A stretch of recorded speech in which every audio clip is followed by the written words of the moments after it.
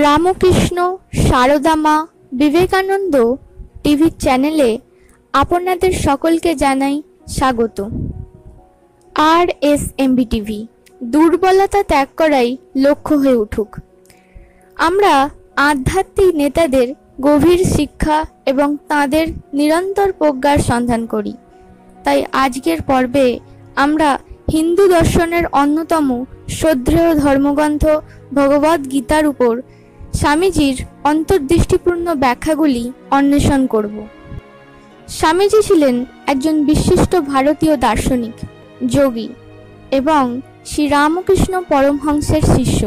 আসুন এই আলোকিত যাত্রা শুরু করি ভগবদ গীতার উপর স্বামী বিবেকানন্দের গভীর অন্তর্দৃষ্টি উন্মোচন করার সাথে সাথে।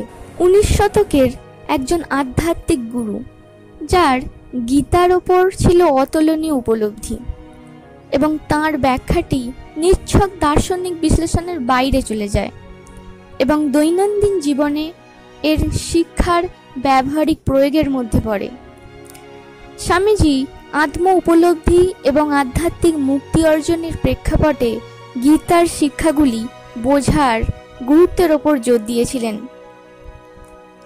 স্বামীজি গভীরভাবে বিশ্বাস করতেন যে ভগবদ গীতা শুধুমাত্র একটি ধর্মীয় পাঠ্য নয়, বরং একটি উদ্দেশ্যপূর্ণ এবং অর্থপূর্ণ জীবনযাপনের জন্য একটি নির্দেশিকা।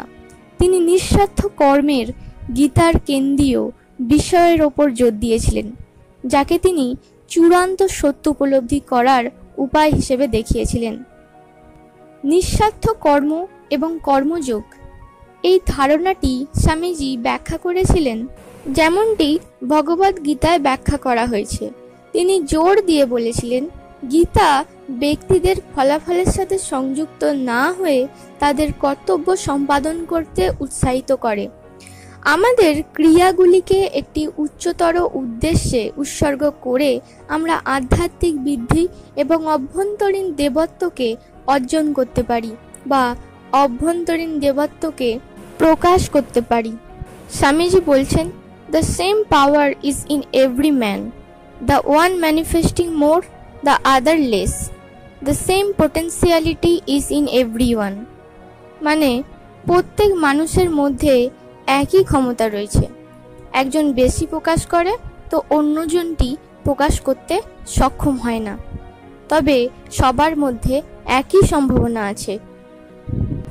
ডিট্যাচমেন্ট এবং রিনাউন্সিয়েশন, বিচ্ছিন্নতা এবং ত্যাগের ওপর স্বামীজি বলছেন যে সত্যিকারের ত্যাগ মানে পার্থিব দায়িত্ব পরিত্যাগ করা নয়, বরং জগতে সক্রিয়ভাবে অংশগ্রহণ করা এবং অংশগ্রহণ করার সময় বিচ্ছিন্নতার অভ্যন্তরীণ অবস্থা বজায় রাখা, অর্থাৎ কর্ম করে গিয়ে ফলের আশা না করা।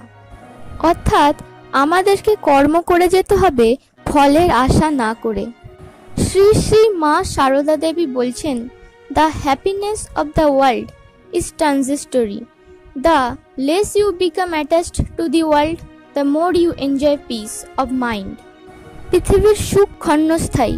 আপনি যত কম বিশ্বের সাথে সংযুক্ত হবেন, তত বেশি আপনি মানসিক শান্তি উপভোগ করবেন। অর্থাৎ আমরা বুঝতে পারছি যে স্বামীজির মতে সত্যিকারের ত্যাগ হলো জীবনের প্রত্যাখ্যান নয়, বরং নিজের ইচ্ছা এবং সংযুক্তির আয়ত্ত করা। ভগবদ গীতা আমাদেরকে জড় জগতের অস্থিরতাকে স্বীকৃতি দিয়ে এবং আমাদের আধ্যাত্মিক বিবর্তনের দিকে মনোনিবেশ করে বিচ্ছিন্নতার অনুভূতি গড়ে তুলতে শেখায়। ভগবদ গীতায় ভক্তিপথের উপর ব্যাখ্যা করতে গিয়ে স্বামীজি আন্তরিক ভক্তি এবং উচ্চ শক্তির কাছে আত্মসমর্পণের গুরুত্বের ওপর জোর দিয়েছিলেন। উচ্চ শক্তি অর্থাৎ ভগবান প্রদত্ত শক্তি, যার কাছে আত্মসমর্পণের কথা বলছেন, মানে সৃষ্টিকর্তার কাছেই আমাদের সমস্ত কর্মফল উৎসর্গ করতে হবে। স্বামীজি বিশ্বাস করতেন যে ভগবদ গীতা সকল ধর্মের সম্প্রীতি ও ঐক্যের ভিত্তি প্রদান করে। তিনি গীতাকে এমন একটি পাঠ হিসেবে দেখেছিলেন যা বৈচিত্র্যের মধ্যে ঐক্যের নীতিকে সমর্থন করে এবং বিভিন্ন বিশ্বাসের প্রতি সহনশীলতা ও সম্মানকে প্রচার করে। স্বামীজি ভগবদ গীতাকে আত্ম উপলব্ধি এবং আধ্যাত্মিক জ্ঞান অর্জনের পথপ্রদর্শক হিসেবেও দেখিয়েছিলেন।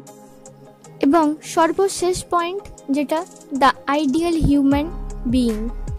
স্বামীজি প্রায়শই ভগবদ গীতার কেন্দ্রীয় চরিত্র ভগবান কৃষ্ণকে আদর্শ মানুষ এবং দেবত্বের প্রকাশ হিসেবে বর্ণনা করেছেন।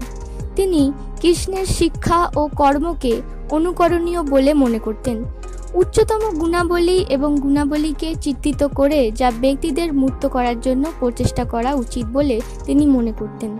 আজকের মতো এই পর্ব এখানেই শেষ করলাম। আশা করি এই অনুপ্রেরণামূলক ভিডিওটি আপনাদের ভালো লেগেছে। আর যদি ভালো লেগেই থাকে তো সাবস্ক্রাইব করুন RSMV TV।